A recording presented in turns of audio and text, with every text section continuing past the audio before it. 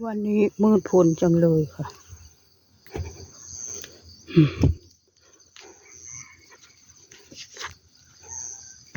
มืดพลจังเล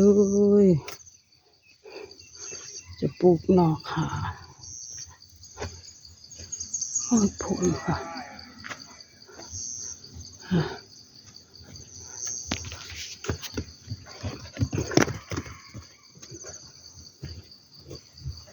ไปส่งบอกนางทิพย์ก่อนโอ้ยเจ็บท้อง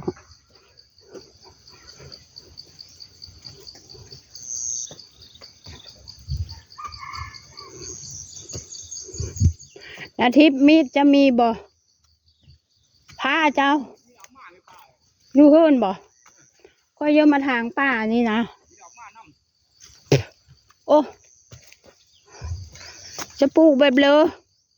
6 คูณ 4 6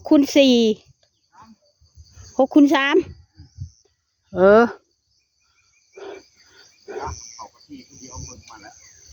ฮะบ่ไม่ต้องที่ดอกแมน6 คูณ 3คอยกะจะปลูกไปทางไหนอันนี้ปลูกไปทางนี้บ่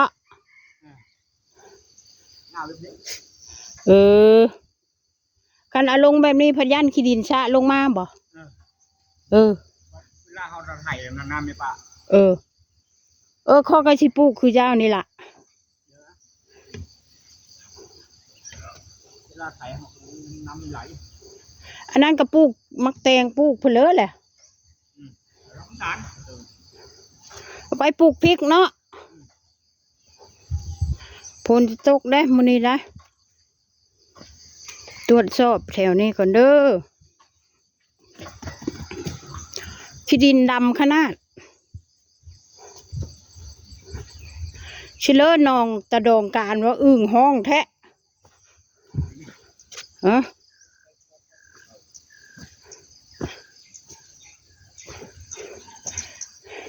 จับอึ่งลักเอาอึ่งแล้วเด้อ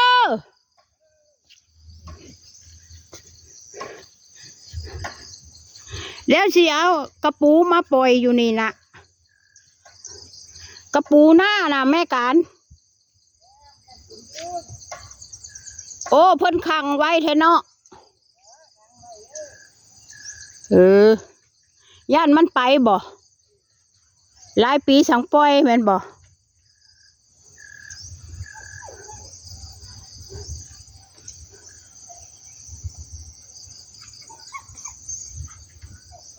โห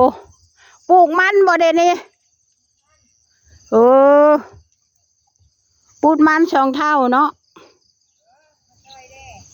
ซอยไปสร้างคนปลูกหัวข่าอยู่มืดพลแท้เด้อ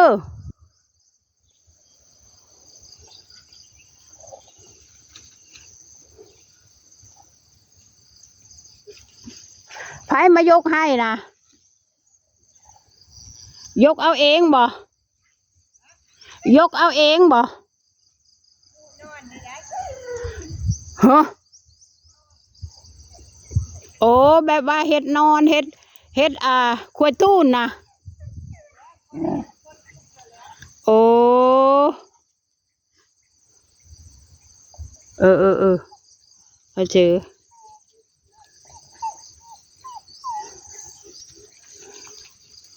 เพาะไว้ขายอึ่งกะเฮ็ดขวดตูนคือหน้าทิพย์นี่เห็นบ่เนี่ย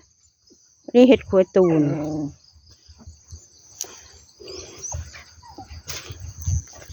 โอ้ยอมรับเลยว่าหน้าทิพย์นี่ขยันเฮ็ดขวดตูน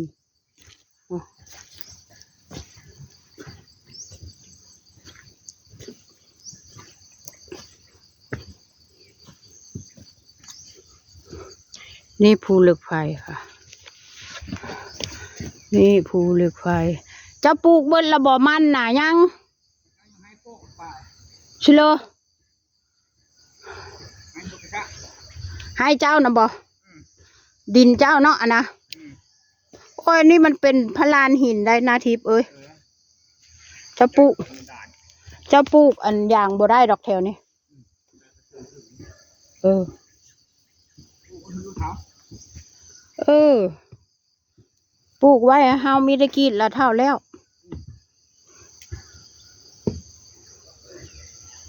ปลูกไว้ให้ลูกให้หลานฮะล่ะ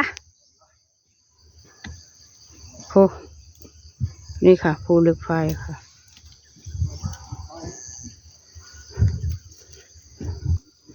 ภูเหล็กไฟฮะเจ้าคือคุดคุมใหญ่แท้เอา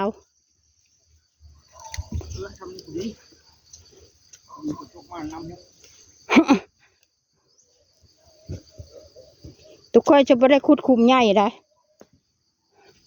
กูดินหลบเบามันบ่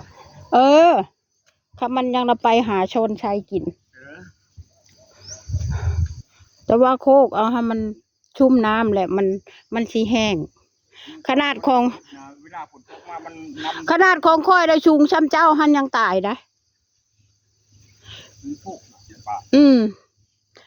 เลยชื่อมาแซมอยู่ล่ะงออยู่ได้ครั้งละ300อย่างรักอย่างว่า400โอ้ยหาตัดไม้แถวนี้ก็ได้